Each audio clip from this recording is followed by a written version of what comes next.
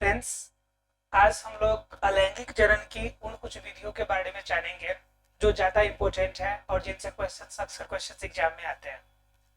कल हम लोगों ने 5-6 प्रकार की अलैंगिक जनन की क्रिया के बारे में जाना।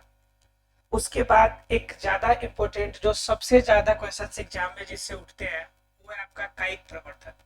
इनसे क्वेश्चन एग्जाम में बहुत अधिक उठते हैं, इसलिए इसके बारे में जानना ज्यादा जरूरी है कि कायिक प्रवर्धन की क्रिया में किस तरह से अलैंगिक जनन की क्रिया होती है। मतलब क्या कि कायिक प्रवर्धन अलैंगिक जनन की प्रक्रिया है क्या, इसके बारे में जानकारी हम लोग को आज प्राप्त करना देखना है। फ्रेंड्स, इसमें कायिक प्रवर्धन जो दिया हुआ है, पहले इन वर्ड की को देखने की कोशिश करेंगे कि एग्जाम में जब भी क्वेश्चन आएगा तो कुछ बातें ऐसी होगी जिसे क्वेश्चन देखते देखते आपको आंसर माइंड सेटअप बनने लगेगा कि इसका आंसर हमें लिखना कैसे है। जैसे कायिक प्रवर्धन, सीधा सिंपल शब्दों में अगर देखा जाए तो कायिक का मतलब होता है शरीर का हिस्सा, शरीर का हिस्सा या फिर शरीर का भाग, शरीर का हिस्सा या शरीर का भाग। दूसरी तरफ प्रवर्धन में देखा जाए तो प्रवर्धन का मतलब होता है विकास या फिर वृद्धि, या कह सकते हैं कि नए रूप में उत्पन्न होना। ये सभी आपके प्रवर्धन के मतलब होते हैं। इसका मतलब क्या हो गया कि कायिक प्रवर्धन एक प्रकार का अलैंगिक जनन जरूर है, अलैंगिक जनन है, जिसमें कैसे लैंगिक जनन की क्रिया होगी, जिसमें होगी शरीर के किसी भी हिस्से से, किसी भी भाग से जब नया विकास होगा, नई वृद्धि होगी, तब वह क्रिया होगी आपकी अलैंगिक जनन की प्रक्रिया। वह अलैंगिक जनन की प्रक्रिया कायिक प्रवर्धन के नाम से जानी जाएगी। आप सोच रहे होंगे कायिक प्रवर्धन में क्या, कल मैंने आपको चर्चा किया था गुलाब के फूल में दाब लगाना, कलम लगाना, ये आपको मैंने बताया था कल। तो उसी विधि में जानना है कि कायिक प्रवर्धन की विधि, उसी में किस प्रकार से कौन कौन सी विधि होती है जो ज्यादातर एग्जाम में पूछी जाती है। तो कायिक प्रवर्धन एक अलैंगिक जनन की क्रिया है जिसमें क्या होगी कि शरीर के किसी भी हिस्से या किसी भी भाग से जब नए पौधे या नए जीव का विकास होगा या वृद्धि होगा, तो वह जो विधि होगी अलैंगिक जनन की, वह कायिक प्रवर्धन के नाम से जानी जाएगी। अब कायिक प्रवर्धन की क्रिया जब शरीर के किसी भी हिस्से से होनी है तो यह अलग अलग प्रकार के हो सकते हैं। यह प्राकृतिक भी स्वयं हो सकते हैं या फिर हम उसे चाहे तो अपने तरीके से भी लगा सकते हैं। तो इस आधार पे कायिक प्रवर्धन की क्रिया को हम दो भागों में बांटते हैं। कायिक प्रवर्धन की जो क्रिया होगी इसको हम दो भागों में बांट देंगे। एक तो हो जाएगा आपका प्राकृतिक, एक हो जाएगा आपका प्राकृतिक। मतलब क्या, नेचुरल वे से, प्राकृतिक तौर पर जब कोई भी शरीर का, पौधे के शरीर का हिस्सा अगर टूट के अलग हो या उनसे जुड़ा ही रहे लेकिन फिर भी एक नया जीव का रूप धारण करे, तब वह आपकी कायिक प्रवर्धन की क्रिया प्राकृतिक रूप में जानी जाएगी। लेकिन जब इसी कायिक प्रवर्धन की प्रक्रिया को हम क्या करें, खुद से करें, तो यह हमारी क्या हो जाएगी जी, कृत्रिम रूप की। ये हो जाएगी कृत्रिम कायिक प्रवर्धन, कृत्रिम कायिक प्रवर्धन।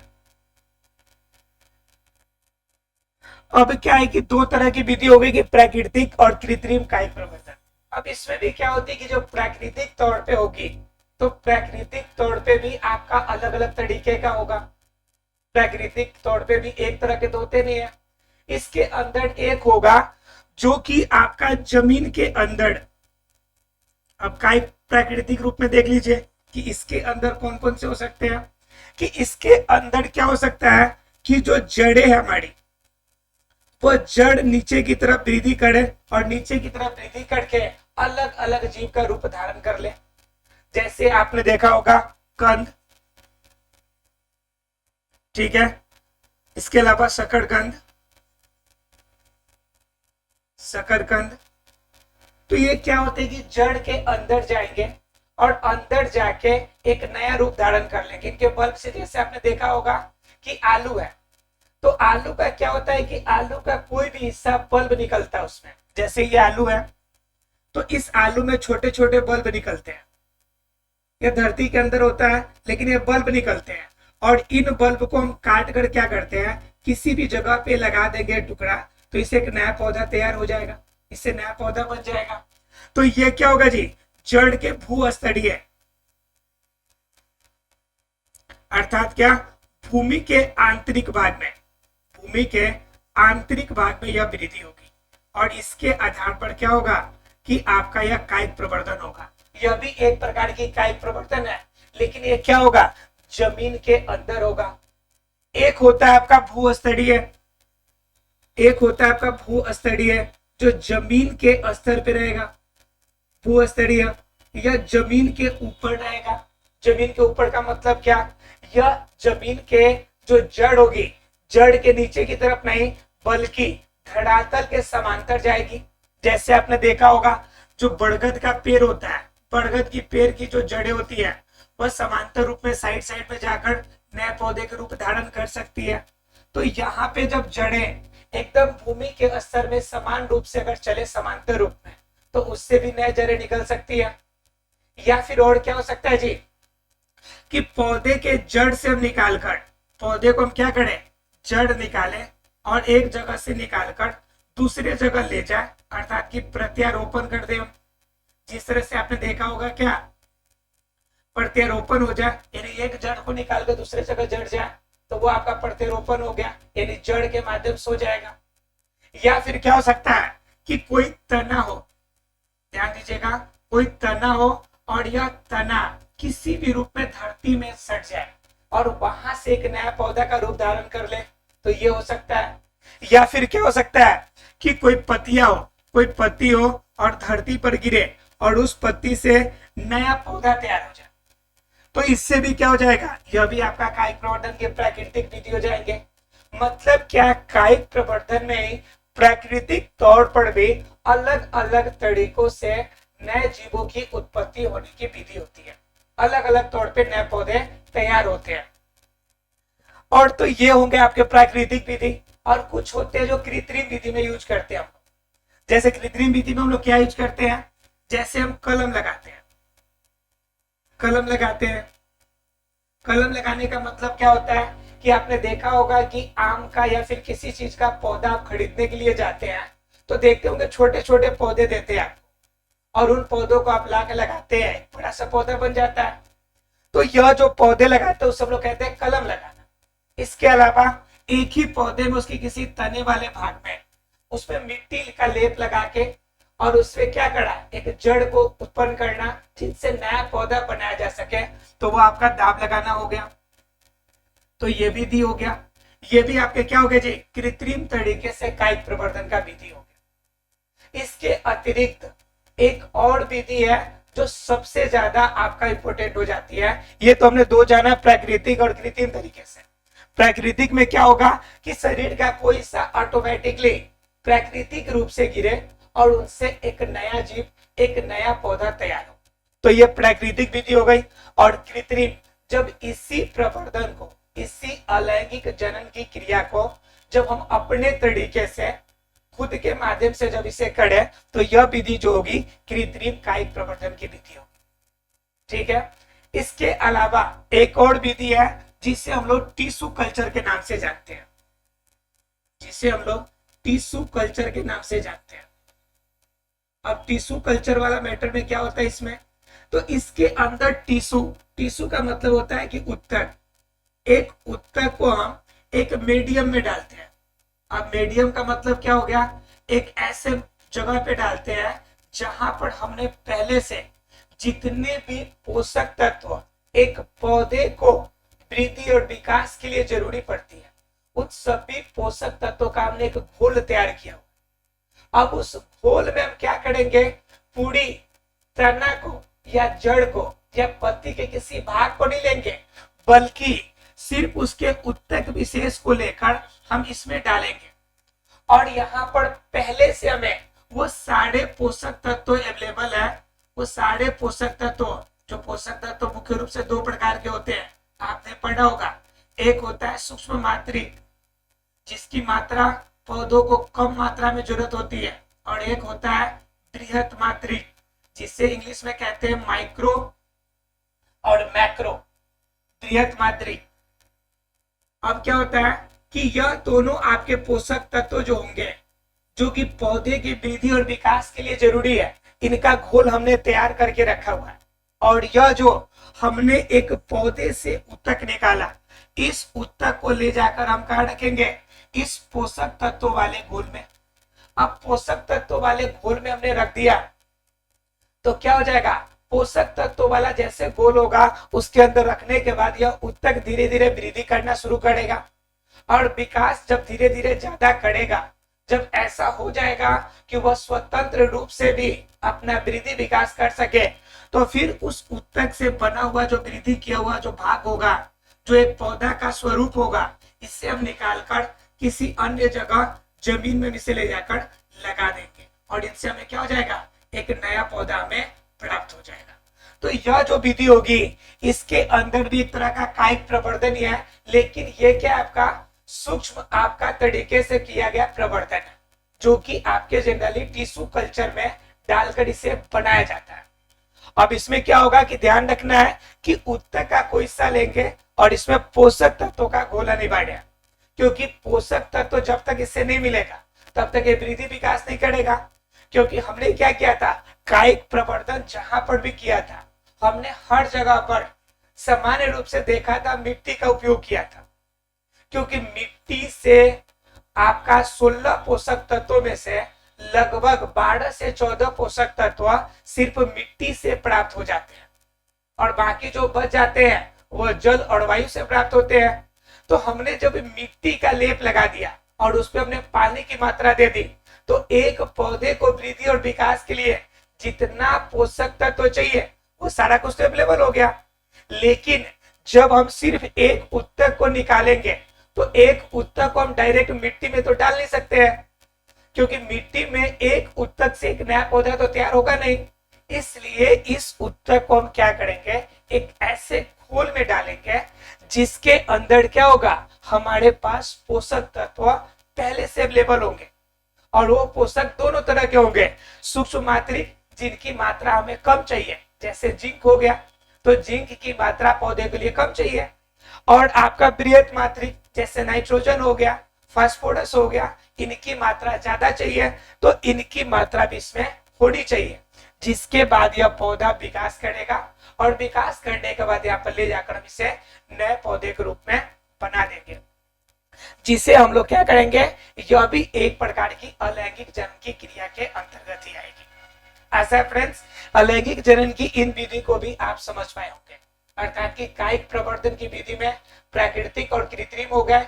इसके अलावा हमने एक सूक्ष्म मात्रिक तरीके से पढ़ा कि सूक्ष्म आपके पौधे के सूक्ष्म हिस्से को लेकर, अर्थात एक उत्तक को लेकर किस प्रकार से हम एक पौधा तैयार कर सकते हैं। तो इन विधि के माध्यम से हम क्या कर सकते हैं, अलैंगिक जनन की क्रिया कर सकते हैं। ऐसा फ्रेंड्स से क्लियर हो गया होगा, इसमें किसी को भी कोई डाउट नहीं हुआ होगा। अगर ये पॉइंट क्लियर हो गया तो अब हम लोग देखेंगे लैंगिक जनन की क्रिया को, क्योंकि अलैंगिक जनन की क्रिया हमने लगभग सभी प्रकार की क्रिया हमने देख ली। अब फ्रेंड्स देखते हैं कि लैंगिक जनन की क्रिया में क्या क्या होता है। पहले इसमें लैंगिक जनन की क्रिया में कुछ इसके फायदे और घाटे के बारे में थोड़ा सा चर्चा करेंगे और उसके बाद हम लोग जानेंगे लैंगिक जनन की क्रिया को। अब इसमें कुछ जानने की कोशिश करते हैं कि इससे में क्या बेनिफिट है और क्या इनसे लॉसेस है, क्योंकि कभी कभी एग्जाम में एडवांटेज और डिसएडवांटेज के क्वेश्चंस आते हैं कि हम लैंगिक जनन की क्रिया करते हैं, ये हमारे लिए बेनिफिशियल होता है या फिर नहीं होता है, या कहां तक बेनिफिशियल है, किस रूप में इसका इस्तेमाल किया जा सकता है। तो इसमें हम जानेंगे कुछ एडवांटेज और कुछ डिसएडवांटेज के बारे में। तो देखिए, हम बात कर लेते हैं अलैंगिक जनन के फायदे और घाटे की बात। अलैंगिक जनन, अब देखते हैं कि इसका पॉजिटिव पॉइंट क्या है और नेगेटिव पॉइंट क्या है, यानी कि इसके लाभ क्या है और इसके हानि क्या है। अब देखिए, पहले चर्चा कर लेते हैं लाभ। लाभ में सबसे बड़ा लाभ यह होता है कि जैसा यह आपका द्विलिंगी पौधे से होता है, जिसमें नर और मादा दोनों अवेलेबल होते हैं, और इन दोनों जब एक साथ मिलकर एक ही जीव के अंदर होते हैं, इस वजह से इसके अंदर जो जीव नया बनता है वो बिल्कुल टू कॉपी बनता है। अर्थात कि क्लोन के रूप में बनता है, सेम टू सेम बनता है। तो इस कंडीशन में पौधे जिस प्रकार से हमारे पास रहते हैं उसी प्रकार से नए पौधे हमें तैयार होते हैं। तो ये हमारे लिए पॉजिटिव पॉइंट है। लेकिन इसका निगेटिव पॉइंट क्या हो जाएगा? इसका निगेटिव पॉइंट ये हो जाएगा कि जब पौधा जो होगा क्लोन के रूप में हो, अर्थात कि जैसा उसका पूर्वज है उसी रूप में हो, तो हमें क्या होगी कि प्रकृति के अनुसार उसमें समस्या उत्पन्न होगी। जैसे मान लीजिए कि कोई पौधा है और इस पौधे से एक नया पौधा तैयार हुआ और बिल्कुल ये अपने पूर्वज के समान है। जिस समय यह बड़ा वाला पौधा जिसका नाम ए है और एक छोटा पौधा जिसका नाम बी है, जिस समय यह ए पौधा था उस वातावरण का टेम्परेचर लगभग में एवरेज टेम्परेचर मान लीजिए कि 35 डिग्री सेल्सियस था, एवरेज टेम्परेचर। लेकिन अचानक से वायुमंडल में कार्बन डाइऑक्साइड की मात्रा वृद्धि करी और जिनके वजह से अब टेम्परेचर जो हो गया आपका वो हो गया 45 डिग्री सेल्सियस एवरेज टेम्परेचर। अब क्या हो गया कि पौधे अपने आप को अनुकूलित किए थे कितना डिग्री सेल्सियस पर? 35 डिग्री सेल्सियस पर। लेकिन अब यही टेम्परेचर जो हो गया 45 डिग्री सेल्सियस हो गया। अब क्या होगा कि पौधे की अनुकूलन की जो स्थिति थी, जो पहले ए का अनुकूलन का स्थिति था, सेम अनुकूलन का स्थिति बी में भी है, यानी कि यह भी अपने आप को अनुकूलित करता है 35 डिग्री सेल्सियस टेम्परेचर के हिसाब से। लेकिन वायुमंडल का टेम्परेचर तो अब वृद्धि कर गया और नया टेम्परेचर कितना आ गया? 45 डिग्री सेल्सियस। अब इसमें क्या होगा कि जो नया पौधा बना हुआ है, यह नया पौधा का ज्यादा से ज्यादा चांसेस होगा कि यह पौधा अपने आप को इस टेम्परेचर के अकॉर्डिंग ढाल नहीं पाएगा, जिनके वजह से यह हो सकता है कि जो पौधा ए था उनकी प्रजाति खतरे में पड़ जाए, उनका अस्तित्व क्या हो जाए? समाप्त हो जाए। मतलब क्या कि इसके अंदर अर्थात अलैंगिक जनन के क्रिया के अंदर प्रकृति में बदलाव के अनुसार पौधों के अनुकूलताओं में परिवर्तन नहीं आ पाती है। सेम उसी प्रकार के गुण रह जाते हैं जैसे उनके पूर्वजों में थे। तो जरूरी नहीं है कि अनुकूलन जिस प्रकार में पहले था बाद में भी अनुकूलता समान हो। जब समान अनुकूलता नहीं होने की वजह से जैसे प्रतिकूल वातावरण आता है तो क्लोन वाली स्थिति में नए पौधे अपने आप को एडेप्ट करने में असमर्थ हो जाते हैं, जिनके वजह से उस प्रजाति की क्या होती है? विलुप्त हो जाती है। वो प्रजाति, उनकी प्रजाति पूर्ण रूप से नष्ट हो जाती है। तो इसलिए यह जो आपका पौधे का क्लोन बनने का जो विधि है वह उपयुक्त नहीं भी माना जाता है, अर्थात कि यह प्रकृति में जो चेंजेस होता है उसके अनुसार से उपयुक्त नहीं माना जाता है। दूसरी अगर बात देख ले हम लोग, तो यह जो होगा आपका अलैंगिक प्रजनन की क्रिया, इसमें सिर्फ एक ही चाहिए जीव, क्योंकि एक ही जीव के अंदर नर और मादा दोनों होता है और इनके अंदर न संलयन की क्रिया न इनके अंदर संलयन की क्रिया न निषेचन की क्रिया होती है। इसके वजह से इनके अंदर जो जनन की प्रक्रिया है वह तेज होती है, काफी तेजी से जनन की प्रक्रिया हो सकती है। या फिर आप देखते होंगे कि आपका जैसे आपको कोई बीमारी होती है, वायरस है चाहे बैक्टीरिया की वजह से बीमारी होती है, तो तुरंत वह आपका दोष 1 से 2, 2 से 4, 4 से 8 करके वृद्धि करता है। तो जल्दीबाजी में उसकी जनसंख्या वृद्धि करती है, जिनके वजह से उनकी जनसंख्या में वृद्धि तेजी से हो जाती है। तो यह इनके लिए पॉजिटिव पॉइंट है कि इनकी वृद्धि तेजी से होती है। लेकिन इसका हानि भी है। इसका हानि क्या है? तेजी में वृद्धि होने के कारण, तेजी में वृद्धि हो रहा है, यह तो इनके लिए पॉजिटिव था, लेकिन यह तेजी में वृद्धि अन्य जीवों के लिए खतरनाक साबित हो जाती है। अगर शाकाहारी जीव अगर अवेलेबल ना हो, शाकाहारी जीव की जनसंख्या अगर घट जाए तो पेड़ पौधों की जनसंख्या इतना अधिक हो जाएगी, पेड़ पौधों की जनसंख्या इतना अधिक हो जाएगी कि धरती पर फिर क्या हो जाएगा जी? कार्बन डाइऑक्साइड की मात्रा को फिर कंट्रोल करना मुश्किल हो जाएगा। इसके अतिरिक्त अगर हम क्या देखें, अगर तेजी से वृद्धि कर रहा है तो इतना ज्यादा आपका बैक्टीरिया और वायरस की वजह से इतना ज्यादा बीमारियां आपका बढ़ना शुरू हो जाएगा कि जिससे हम लोग को कंट्रोल करना मुश्किल हो जाता है, जिससे हम लोग क्या कर पाते हैं जी? कंट्रोल नहीं कर पाते हैं। तो ये हमारे लिए क्या हो जाते हैं जी? हानि के कारण बन जाते हैं। तो तो इस तरह से देखा जाए तो अलैंगिक जनन की क्रिया के कुछ लाभ भी होते हैं, लेकिन उसके विपरीत उनसे कुछ हानियां भी होती है जो हमें क्या करती है, समस्याएं उत्पन्न करती है। तो अलैंगिक जनन हमारे लिए फायदेमंद भी है और हमारे लिए क्या है, हानिकारक भी है। आशा फ्रेंड से क्लियर हो गया होगा। अब देखेंगे हम लोग लैंगिक जनन की क्रिया के बारे में। अलैंगिक जनन की क्रिया पूर्ण रूप से लगभग हम लोगों ने समाप्त कर लिया है और इतने ही टॉपिक से लैंगिक जनन में क्वेश्चंस एग्जाम्स में पूछे जाते हैं। चलिए फ्रेंड्स, अब देखते हैं थोड़ा सा लैंगिक जनन की क्रिया के बारे में।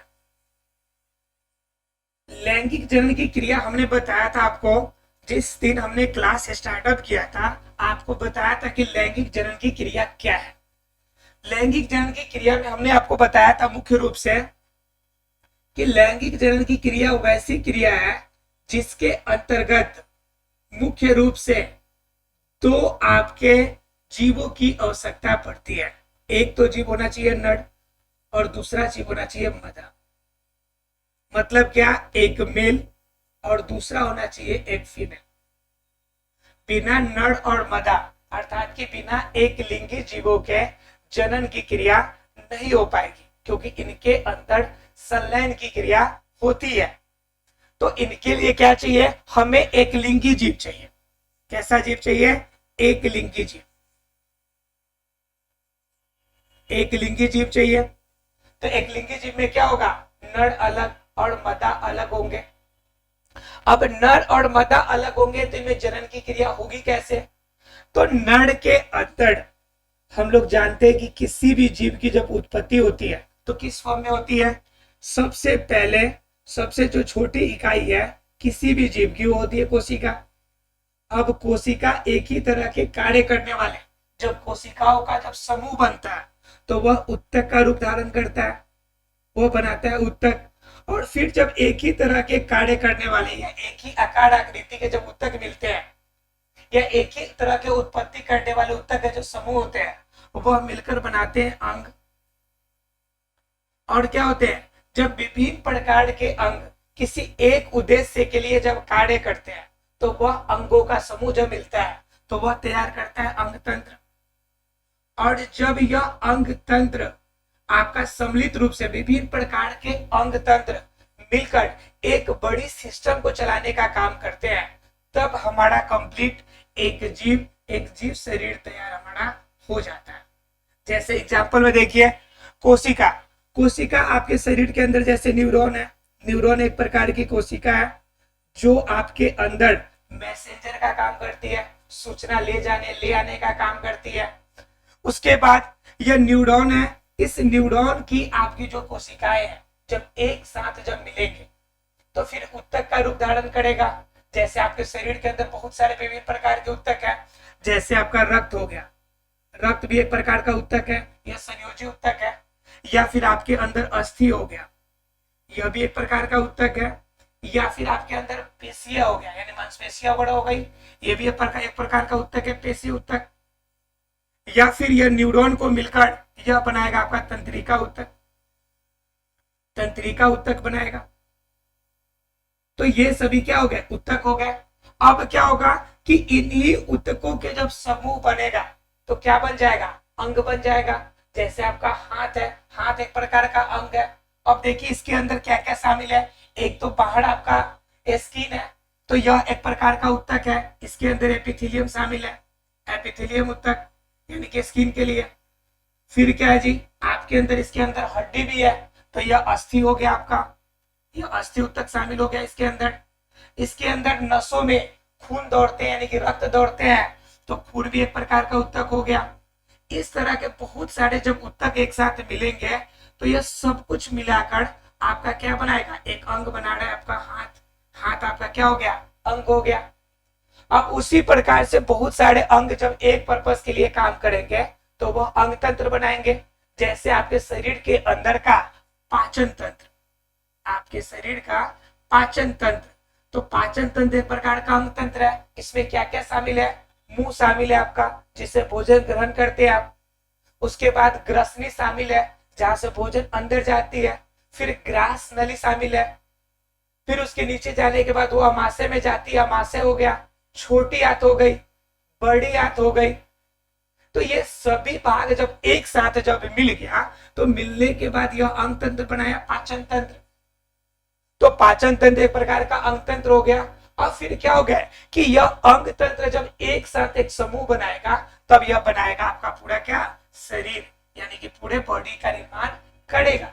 तो जैसे कि आपके शरीर के निर्माण में कौन कौन से अंग तंत्र है, तो पाचन तंत्र हो गया, पाचन के लिए काम करता है। श्वसन तंत्र सांस लेने के लिए काम करता है। जनन तंत्र नए जीवों की देह संतति के उत्पन्न करने के लिए काम करता है। तो इस प्रकार सभी ऊतकों का जब समूह बनेगा तब यह पूर्ण रूप से शरीर का निर्माण करेगा।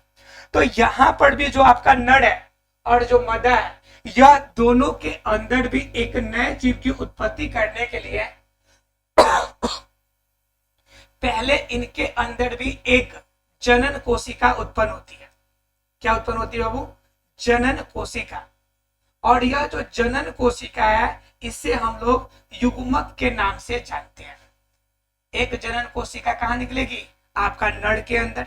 और एक जनन कोशिका कहां आएगी? मदा के अंदर। अब देखिए कि यह जनन करने के लिए भी एक अंग तंत्र की आवश्यकता पड़ती है। तो यह जो जनन कोशिका निकलेगी यह किस अंग तंत्र से निकलेगी? तो वह जिस अंग तंत्र से निकलेगी उसे हम लोग कहेंगे जनन तंत्र। क्या कहेंगे उसे? जनन तंत्र। तो जनन वाले अंग तंत्र से हमें क्या निकलेगी? जनन कोशिका एक नड़ में और एक जनन कोशिका मदा में निकलेगी। और यह जो जनन कोशिका निकलेगी इसी जनन कोशिका को हम लोग युग्मक कहते हैं। क्या कहते हैं हम लोग? युग्मक के नाम से जानते हैं। अब जनन कोशिका में अब नड़ के अंदर जो जनन कोशिका निकलेगी जिसे युग्मक कहते हैं, यह युग्मक शुक्राणु के नाम से जाना जाता है। किस नाम से? शुक्राणु के नाम से जाना जाता है, जिसे इंग्लिश में हम लोग कहते हैं स्पर्म। क्या कहते हैं इसे? स्पर्म कहते हैं। उसी प्रकार यह जब मदा के अंदर होता है जनन कोशिका, तो इसके अंदर भी आपकी जो युग्मक निकलती है उससे हम लोग कहते हैं अंडाणु, अर्थात इंग्लिश में इसे कहते हैं हम लोग एग। और इन्हीं एग निकलने के बाद फिर इसके बाद इन जनन कोशिकाओं का मिलन होता है, युग्मनज तैयार होता है, नया जीव तैयार होता है। तो यह प्रक्रिया जो है आगे बढ़ती चली जाती है। अर्थात कि जनन की मुख्य रूप से दो प्रक्रिया जाने थे हम लोग, दो प्रकार जाने थे, एक अलैंगिक जनन और दूसरा लैंगिक जनन।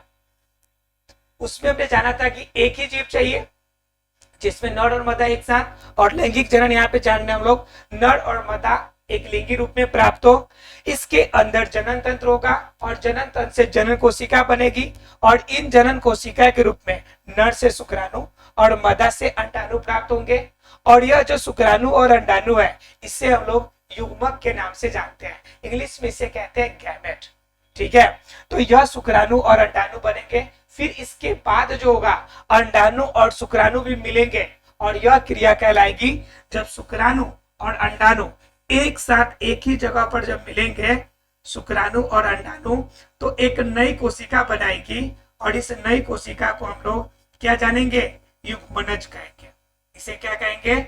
युग्मनज, अर्थात कि जाइगोट, इंग्लिश में कहते हैं इसे जाइगोट। और ऐसी सिंगल जाइगोट से एक पूरे शरीर का निर्माण हो जाता है। अब ये क्रिया कैसे कैसे होती है और क्यों होती है, इन क्रियाओं में कौन कौन से अंग शामिल होते हैं और किस प्रकार से घटनाएं होती है, इन सभी की जानकारी हम लोग अगली क्लास में लेंगे। ऐसा फ्रेंड्स यहाँ तक आपको सारी बातें क्लियर हो गई। मिलते हैं फ्रेंड्स अगले टॉपिक पे, तब तक के लिए